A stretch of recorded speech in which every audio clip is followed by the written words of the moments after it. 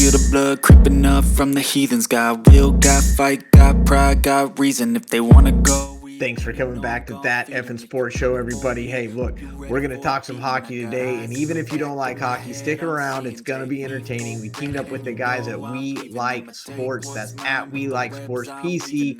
Check those guys out. We're going to talk some playoffs today, and everybody loves playoffs, especially hockey playoffs. So we're going to be doing the East. Stick around. We might talk about something that you weren't expecting. I don't know. We'll see you at the end of the video. Thanks for coming to That EFIN Sports Show. All right, everybody, welcome back to That EFIN Sports Show. We are doing some hockey talk today, talking a little puck, cooking some biscuits here with Drew from We Like Sports Podcast at We Like Sports PC. You can find them on Twitter. That's what you want to do. You want to go to We Like Sports PC and find their link tree and follow it everywhere. You guys can hear them talk hockey every week. We're talking, it's after the All-Star break. All-Star game real quick. Did you watch the little skills competition and the games and all that? You know, I watched some of it. I just wrote an article on We Like Sports about how bad the Pro Bowl and the NHL All-Star break are. Yeah. It's getting old, and it gets old every year. It's the same repetitive stuff. I'm about over it with the little skits too. Little skits are like, what are we doing? Right. I don't get these like pre-recorded things. The Pro Bowl and the NHL have now decided we're going to have people record stuff not live. And I'm finding out how everything turned out before I even get to watch it on TV because I get my updates. Right. Yeah. I mean, somebody else saw the recording before you, and it's not even on live TV yet. Yeah. And honestly, like, I don't care. Because the whole point of the All-Star break is like you want to watch the best players do the coolest stuff. Mm-hmm. And at some point we're getting so far detached from like the sport they're actually playing that it's just become almost unbearable. It's like just fastest skater, little kid party games and stuff like that. Yeah, fastest skater's cool, hardest shot, target competition. Love those things. Those are the best three in the whole competition. Absolutely, but this knocking over surfboards and freaking doing the little skits and the little golf like thing they did. I mean, at some point, I don't care. NHL, NFL got completely off track. Let's not do the same. Let's talk about post All-Star break. Records are outstanding. We got some great teams, but we've got some tight races too. So the question is, at the end of the 32-ish, give or take, games that everybody has left, who is going to be where? Let's bring this up. Let's take a look at it. We got the Metropolitan Division pretty tight for the top guys and pretty distant for the bottom guys, although you do have your two wild card teams here in Washington and Pittsburgh.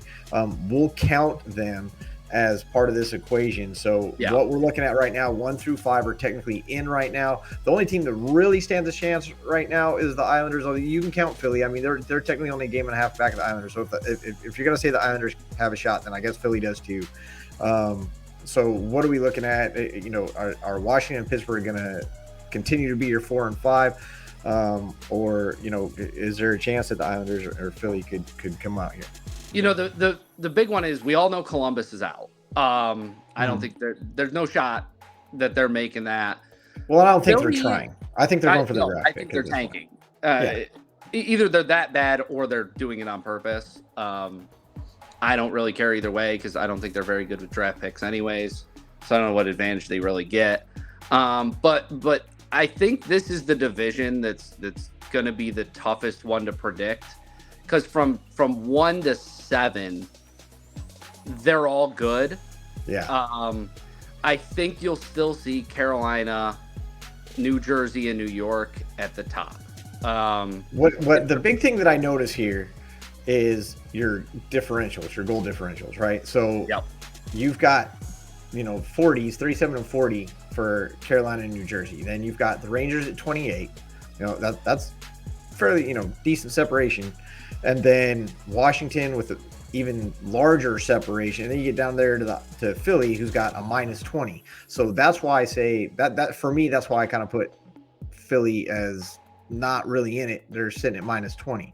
But Islanders, Pittsburgh, Washington all kind of sit in the same goal differential. They all kind of seem to have kind of the same shot, unless something drastically happens with the Rangers. I think that those are your three guys still fighting for the wild card spots in this for the Metropolitan. Yeah, I think the only difference that remains to be seen with the Islanders is, does the Horvat trade mean anything? Does them giving him the 8-year extension, is he worth all the money? I think that's what may put them into one of those wild card spots. The thing about Washington and Pittsburgh is we know Washington and Pittsburgh. Yeah. You haven't seen a lot of changeover in their lineups over the last couple of years. They're consistently good. They're consistently a playoff caliber team. And that's either one. They both have a star, a big veteran star that tend to show up when it matters most. So these last 30 games, don't be shocked to see Ovi and Sydney lighting it up at the end of the year. Well, they tend to do that. Washington better at home, and they actually have 4 more home games in this last stretch. Pittsburgh also better at home, but they only have 1 more home game. They're 17 and 16, so they got an even split. So they, I would say, are more at a disadvantage. I think Washington has the advantage schedule-wise to finish it out. And I guess we'll see what happens. I think it's theirs to lose more than it is. The Islanders would have to drastically get better, especially in that goal differential. I mean, just to get in there. But I think it's going to be between Pittsburgh and the Islanders who gets that last spot, assuming 5 teams from the Met make the playoffs. And we will talk about that. So we bring in the Atlantic Division, because here's the other side of it, right? So Boston is basically in already. I mean, they would have to tank to not be in. Even if they tanked, I think they could still get in. Probably could. They look to shatter the points record, and I'm excited to see it happen. As you see my sweater in the background, I do. But Toronto, Boston having the tiebreaker over them. Look at the goal differential for Boston. Is that 81? Are you serious? Right 81. Now? 81. Has that ever been done? I don't know. Anyway, at the All-Star break, I doubt it. Yeah, exactly. Following up in the back, fighting for the second and third spot, Toronto and Tampa Bay, 34. Plus 34 on the goal differentials, and then you see that separation. So Buffalo still very much in it. Plus 16.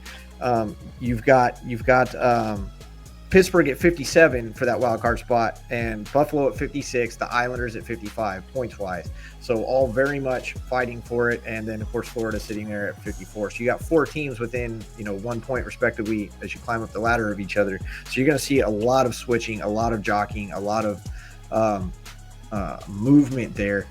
Florida at a -5 goal differential though, and it just kind of keeps going down.